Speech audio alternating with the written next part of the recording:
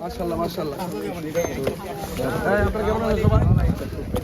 ঠিক আছে, আপনারা ভালো আছেন? একটু এদিকে আসেন, একটা কথা বলি, আসেন বাবা, সবাই একটু এদিকে আসেন। এই আমরা একটা আমাদের খেলোয়াড় থেকে সুযোগ দেন।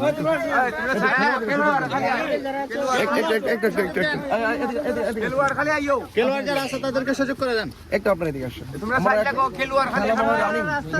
চলতেছে, যাক আপনাদের ডিস্টার্ব হচ্ছে। আমার জন্য সবাই দোয়া করতেন।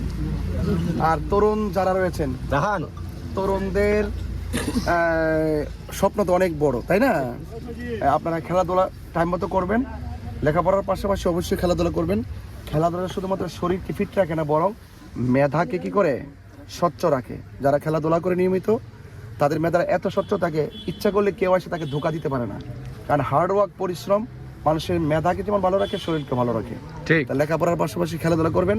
আর খেলাধুলার মাধ্যমে কি হয় যে বিভিন্ন ধরনের নেশা জাতীয় দ্রব্য আছে, এই নেশা থেকে কিন্তু মুক্ত থাকা যায়।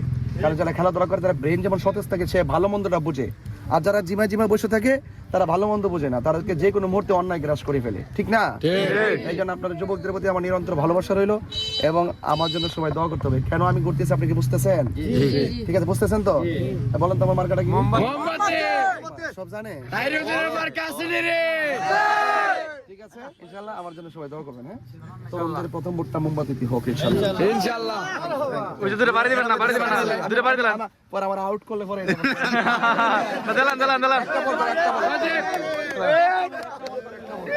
এই সাইডটা গো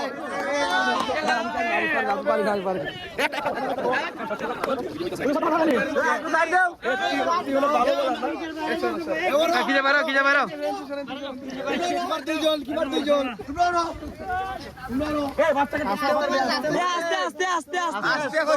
আস্তে কিন্তু আস্তে আস্তে